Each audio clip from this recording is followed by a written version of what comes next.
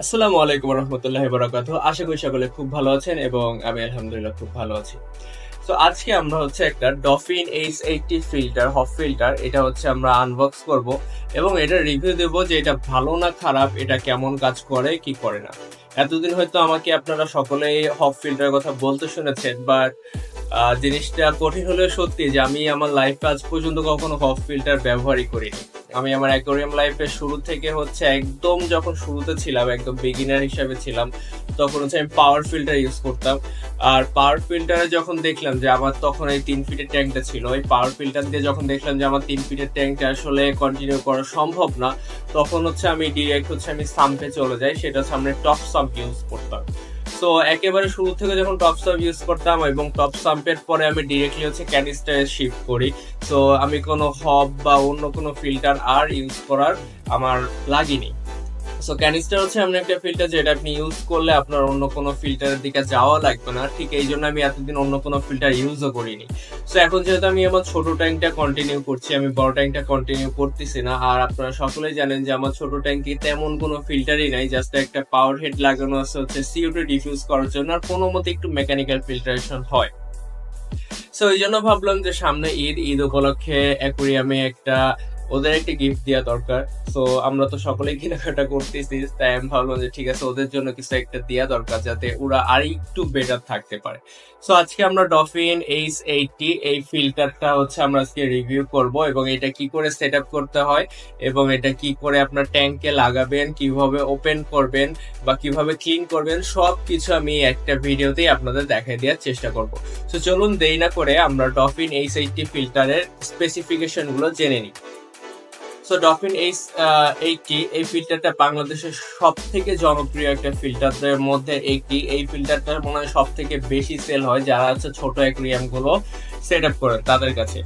এটার সব থেকে এটার ফ্লো রেটটা কত, এটা 185 লিটার পার আওয়ার, মানে 1 ঘন্টা এটা 185 লিটার পানি সাইকেল করতে পারে। এটা কোনো ধরনের বাধা বিপত্তি ছাড়া, মানে আপনি যদি একদম ফুল ওপেন করে রাখেন, এটা একটা নব আছে, মানে এটা স্পিড কমানো বাড়ানো যায়। এটা যদি আপনি ফুল খুলে রাখেন আর কোনো যদি বাধা না পায়, তাহলে এটা 185 লিটার পার আওয়ারে, মানে 1 ঘন্টা 185 লিটার পানি আপনার ট্যাঙ্কে সাইকেল করতে পারবে। এটা সুইটেবল আপনাদের 1 কিউব আছে বা 8 কিউব আছে বা 10 কিউব আছে, মানে 10 ইঞ্চ কিউব বা 12 ইঞ্চ কিউব যে ট্যাঙ্ক গুলো আছে, সেই ট্যাঙ্ক গুলোর জন্য এই ফিল্টারটা যথেষ্ট সুইটেবল বলা যায়। এর থেকে বেশি আসলে ফিল্টারেশন লাগে না, আর এর থেকে যদি আপনি বেশি ফিল্টারেশন দিতে পারেন, এটা আপনার জন্যই ভালো। এখানে স্পেসিফিকেশনের মধ্যে যেগুলো আছে, এটা খুবই সাইলেন্টলি কাজ করে। এটা মেকানিক্যাল, বায়োলজিক্যাল দুইটা ফিল্টারেশন এটা করা সম্ভব। এবং এটা এখানে লেখা আছে perfect for fresh and marine tank. আমি জানি না এটা মেরিন ট্যাঙ্কে কেউ ইউজ করে কিনা বা করছে কিনা জানি না, বাট এটা আপনি চাইলে মেরিন ট্যাঙ্কে ইউজ করতে পারবেন। এটা আপনার প্যাকেটের গায়ে লেখে দেওয়া আছে। আর এখানে হবের আরো কিছু ডাটা রয়েছে, এই ডাটাগুলো আমি নাই বললাম, আমি এইগুলো কিনি নাই। সো আমরা আজকে হব 80টাই আমাদের মূল আকর্ষণ কিনা। সো আনবক্স করে ফেললাম। সো ব্যাগের ভিতরেই আমরা ফার্স্টেই পেয়ে যাচ্ছি আমাদের এই যে কাঙ্ক্ষিত ফিল্টারটা। আর ফিল্টারের সাথে আছে একটা ম্যানুয়াল। ম্যানুয়ালটা কি আসলে আমাদের কোনো কাজে লাগবে? অবশ্যই যদি আপনারা অনলাইনে কিনে থাকেন, যদি আপনারা না বোঝেন যে এটা কি করে ক্লিন করতে হয় বা কি করে এটা লাগাতে হয়, তখন কিন্তু আপনাদের এই ম্যানুয়ালটা কাজে লাগবে। কজ ম্যানুয়ালে কিন্তু সবকিছুই মোটামুটি ছবির মাধ্যমে লিখে দেওয়া আছে। যদিও এগুলো জাপানিজ লেখা, আপনারা জাপানিজ লেখা বুঝবেন না, তবুও ছবিগুলো দেখলে, যে ছবিগুলো এখানে আছে, এই ছবিগুলো দেখলে আপনারা বুঝে যাবেন এটা কি করে ক্লিন করতে হয় বা কি করে খুলতে হয়। সো আমরা এই বক্সের দুইটাই আমরা পাশে রেখে দিই। সো এবার আমরা ডিরেক্টলি ফিল্টারে চলে আসি যে ফিল্টারটার মধ্যে কি কি আছে বা ফিল্টারটা আমাদের কি কি দিচ্ছে। ফিল্টারটা যদি আমি দোকানে থাকতে একবার আনবক্স করেছি, কজ আমি চেক করে এনেছিলাম যে ফিল্টারটা কাজ করে কিনা। দেখতেই পাচ্ছেন মাশাআল্লাহ, আমি যদি ক্যামেরাটা একটু কাছে নিয়ে আসি আপনাদের, তাইলে আপনাদের দেখতে আরো সুবিধা হবে। দেখতেই পাচ্ছেন মাশাআল্লাহ কত সুন্দর ছোট্ট কিউট একটা আমাদের হপ ফিল্টার। এই যে মোটরটা দেখতেই পাচ্ছেন, খুবই ছোট একটা মোটর আছে এখানে। এই মোটরটা কিন্তু আমাদের ট্যাঙ্কের বাইরে থাকে, এটা কিন্তু সাবমার্সিবল মোটর মেবি না, আমি যদিও শিওর না, তারপরেও বলতেছে এটা ট্যাঙ্কের বাইরে থাকে। কিন্তু এই মোটরটা এই ট্যাঙ্কটাতে অন্যান্য মোটরের মতো এটা পানির মধ্যে কিন্তু থাকে না। সো এবার ট্যাঙ্কে যে উপরে একটা লিড আছে মানে ঢাকনা আছে, আমরা ঢাকনাটা খুলে ফেলি। এই যে দেখেন একটা ঢাকনা আছে, এটা দিয়ে হচ্ছে আমরা এই ফিল্টারটাকে ঢেকে রাখতে হয়। তো ঢাকনাটাকে খুলে ফেললাম। ঢাকনা খোলার পরে ভিতরে কি কি দিয়েছে আমাদের, ভিতরে দেখতে পাচ্ছি আমরা একটা স্পঞ্জের টুকরা দিয়েছে। এই স্পঞ্জের টুকরাটা হচ্ছে আপনাদের জাস্ট একটা মেকানিক্যাল ফিল্টারেশন বা বায়োলজিক্যাল ফিল্টারেশন করতে সাহায্য করবে। মেকানিক্যাল তেমন না করলেও এটা হয়তো হালকা পাতলা বায়োলজিক্যাল ফিল্টারেশন কাজ করতে পারে, কজ এটা অনেক বড় বড় হচ্ছে হোল আছে ভিতরে, মানে বড় কোনো ময়লা থাকলে এটা ইনশাল্লাহ আটকায় দিবে, কারণ ছোট ময়লা আটকাবে না। এটা হয়তো বুঝতেই পারতেছেন, দেখেন এর ভিতর থেকে আমার নিজের চোখ হয়ে যে দেখা যাচ্ছে। আচ্ছা, এটাকে আমরা নিচে রাখতেছি। এখানে সাথে আর একটা কি আছে, এখানে আরো একটা ইনলেট পাইপ আছে। এটা হচ্ছে ইনলেট পাইপের নিচে এখানে কিছু হচ্ছে খাঁজ কাটা জালির মতো দিয়ে আছে। এই পাইপটা হচ্ছে আপনি আপনার ট্যাঙ্কের সুবিধা মতো অনুযায়ী এইখানে লাগাবেন। আচ্ছা, একটা জিনিস খেয়াল রাখবেন যে এই জিনিসটা কিন্তু খুব সহজে উঠে যায়। সো এই জিনিসটা ধরে আপনি এখানে সুন্দর মতো এখানে লাগাই দিলে যে দেখেন আপনার ইনলেট পাইপটা এখানে সেট হয়ে গেল। আপনি এইটা তারপরে ট্যাঙ্কের ভিতর দিলেই ইনশাল্লাহ আপনার ফিল্টারেশনের কাজ শুরু হয়ে যায়। দেখেন এটাও কিন্তু খোলা যায়, আপনি চাইলে এটাও খুলে ফেলতে পারবেন, আবার চাইলে এটা আপনি লাগাও রাখতে পারবেন। সো আপাতত আমরা এই জিনিসটা খুলে রাখতেছি, ভিডিও চলে। ভিতরে এবার কি আছে, ভিতরে দেখতে পাচ্ছি আমাদের দুইটা কম্পার্টমেন্ট রয়েছে। এই পাশে বড় একটা কম্পার্টমেন্ট রয়েছে, এই পাশে ছোট একটা কম্পার্টমেন্ট রয়েছে। এই কম্পার্টমেন্টের ভিতর থেকে মেইনলি হচ্ছে পানিটা ভিতরে ঢোকে এবং এই কম্পার্টমেন্ট থেকে পানি এই কম্পার্টমেন্টে আসে। তো আর একটু পিছন থেকে আপনাদের দেখায়, পিছন থেকে দেখলে আপনারা ভালো বুঝতে পারবেন। এই যে দেখেন পানিটা এই কম্পার্টমেন্টে আসে, এই যে এইখানে আমাদের মোটর ফ্যানটা আছে, এই কম্পার্টমেন্ট থেকে তারপরে এই কম্পার্টমেন্টে পানি আসে। এখান থেকে পানিটা ফিল্টার হয়ে তারপরে আপনার ট্যাঙ্কে এই যে এই সামনের এই জায়গা থেকে বের হয়ে যাবে। তো এবার আসে আপনারা ট্যাঙ্কটা ক্লিন করবেন কি করে। যদি আপনাদের মনে হয় যে আমাদের ক্লিন করা দরকার, আমাদের মোটর তো ধরুন অনেক পুরনো হয়ে গেলে দেখুন ফ্লোরেট কমে যাচ্ছে, তখন আপনাদের অবশ্যই এটা ক্লিন করতে হবে। তো ক্লিন করার জন্য আপনাদের কি করতে হবে, আপনাদের এই যে উপরের এই জিনিসটা দেখতে পাচ্ছেন, এই পাইপটা কিন্তু খুবই সিম্পল, জাস্ট একটু গোতা দিলেই এটা জিনিসটা ওই যে উপরে উঠে যাচ্ছে। দেখেন খুব সুন্দরভাবে কিন্তু উঠে গেল। আর উঠার পরে আপনারা একটা জিনিস খেয়াল করেন, একদম নিচে দেখেন আমাদের মোটর বা ফ্যানটা রয়েছে। এখন আপনারা বলতে পারেন ভাই এত ভিতর থেকে কি করে আমি ক্লিন করবো, এত ভিতরে তো আমার হাত যাবে না। সো এইখানেই হচ্ছে টুইস্টটা রয়েছে, এটা আমি নিজেও জানতাম না, আমি কিন্তু দোকান থেকে দেখে আসছি। এই যে মোটরটা দেখতে পাচ্ছেন, এই যে মোটরটা, আবার দেখেন ফিল্টারটা পিছন সাইডে, এই যে ফিল্টারের পিছন সাইডটা থেকে মোটরটা হচ্ছে আপনি ডান দিকে রোটেশন করবেন। আবার বলে ডান দিকে রোটেট করবেন মোটরটাই। দেখেন আমি আমার মোটরের ডান দিকে একটা রোটেট করতেছি, দেখেন জাস্ট একটা রোটেট করছি আর এটা বের হয়ে আসছে। এই যে হচ্ছে আমাদের হবের মেইন মোটরটা। আর তখন হচ্ছে আপনি এটা হাত দিয়ে বা হচ্ছে একটা সিরিঞ্জ দিয়ে এটা উঠিয়ে দেবেন। দাঁড়ান, এটা আমি আপনাদের উঠিয়ে দেখাচ্ছি। এটা হচ্ছে আপনারা একটা টুইজার নেবেন, টুইজার নিয়ে জাস্ট হচ্ছে এই যে পাখনাগুলো আছে, পাখনাগুলোর একটা হচ্ছে আপনি টুইজার দিয়ে ধরে উপরে টান দিলেই হচ্ছে আপনার এই যে আমাদের মোটরের ফ্যানটা উঠে আসবে। এবং এই যে হচ্ছে আমাদের মোটরটা, তখন মোটরের ভিতরে একটা কটন বাড দিয়ে ভালো করে ক্লিন করে দেবেন, মানে ভিতরে যে সার্কেলটা রয়েছে সার্কেলের ভিতরে কটন বাড দিয়ে ক্লিন করবেন। এবং এই যে ম্যাগনেটটা রয়েছে এই ম্যাগনেটটা ভালো করে ক্লিন করবেন। ক্লিন করা হয়ে গেলে এইটা এই যে দেখেন ক্লিন করা হয়ে গেলে আবার খুব সুন্দরভাবে আমরা এটা প্লেস করে দেব। হ্যাঁ, এই যে প্লেস করা হয়ে গেলে এটা অটোমেটিকলি জায়গায় যে বসে যাবে, এই যে দেখতে পাচ্ছেন। বসা হয়ে গেলে আবারও ঠিক সেম ভাবে যে দেখেন এই যে হচ্ছে আমাদের সেই মোটরের আমাদের ফিল্টারের বক্সটা, এটা কি করবেন, এই যে ফিল্টারের পিছন সাইডটা, ফিল্টারটা হচ্ছে ফিল্টারের এই যে সাইডে হচ্ছে এই যে মার্ক গুলো আছে, মানে ডফিন লেখা আছে, ডফিনটা হচ্ছে ফিল্টারের এই বরাবর ধরবেন। এই বরাবর ধরে উপর দিকে চাপ দিবেন। এখানে একটা জিনিস খেয়াল রাখবেন, এখানে কিন্তু হচ্ছে একটা রাবারের সিল আছে, এই যে দেখতে পাচ্ছেন। ফিল্টারে এই পাশে একটা রিং আছে, রাবারের রিং আছে।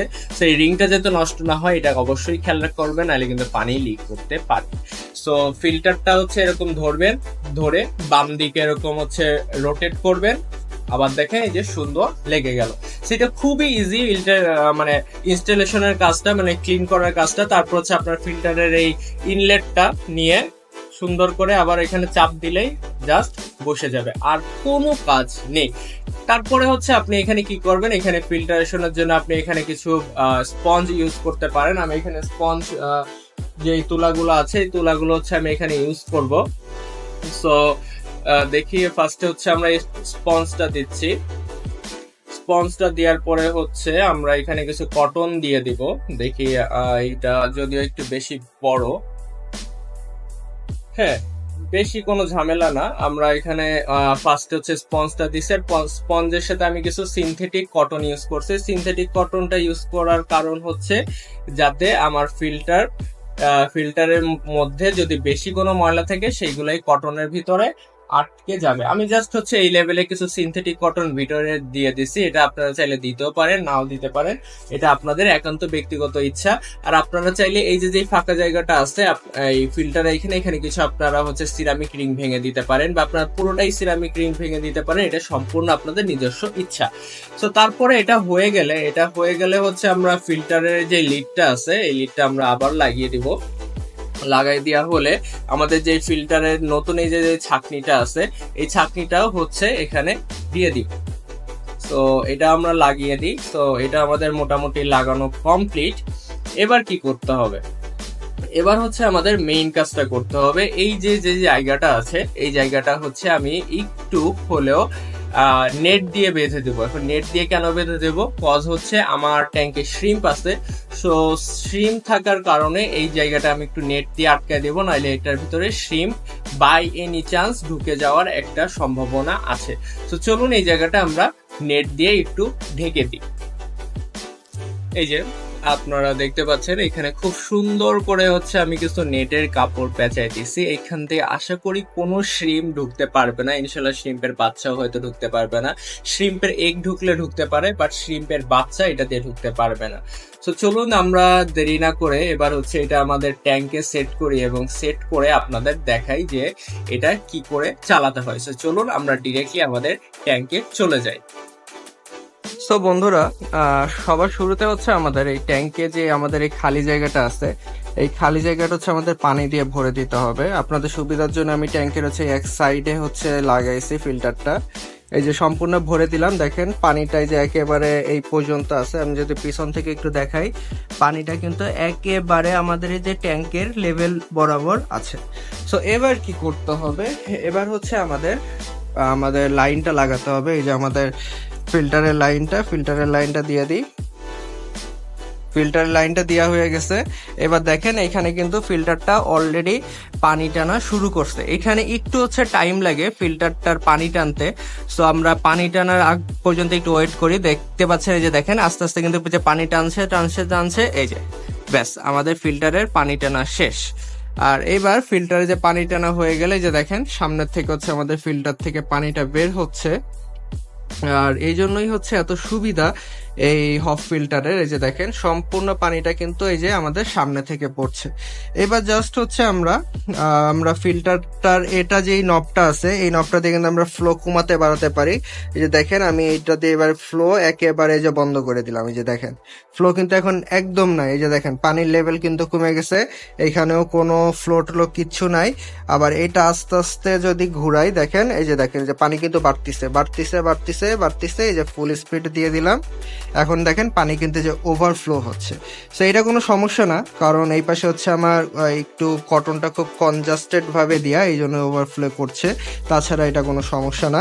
আর এইভাবেই হচ্ছে মেইনলি হচ্ছে হফ ফিল্টারে আমার ফিল্টারেশনটা হয়ে থাকে। আর এবার যদি উপরে হচ্ছে আমরা ঢাকনাটা দিয়ে দিই, ব্যাস আমাদের filter set up ready. So এটাই হচ্ছে অফ ফিল্টার। আর এই যে দেখেন এইখান থেকে হচ্ছে পানিটা সাক করতেছে, সাক করে এই পাইপ থেকে ভিতরে নিচ্ছে এবং এইখানে আমাদের মেইন ফিল্টারেশনটা হচ্ছে এইখানে হচ্ছে ফিল্টারেশনটা হয়ে আবার ট্যাঙ্কে পিছন থেকে মানে এই সামনের এইখান থেকে পানিটা খুব সুন্দর করে ফ্লো করে বের হয়ে যাচ্ছে। সো এটাই হচ্ছে মেইনলি আমাদের যেই হফ ফিল্টার ডফিন হব 80 ওটার ফিল্টার মেকানিজম। আশা করি আপনাদের ভিডিওটা ভালো লেগেছে এবং এই ভিডিওর পরে আপনারা হয়তো জানিয়ে গেছেন যে আমাদের ট্যাঙ্কের কি অবস্থা, সেটা হয়তো এই ভিডিওটার ঠিক পরেই আপনাদের দেব। সো নেক্সট ভিডিওর আসার আগ পর্যন্ত সকলে ভালো থাকুন, সকলে সুস্থ থাকুন। আল্লাহ হাফেজ।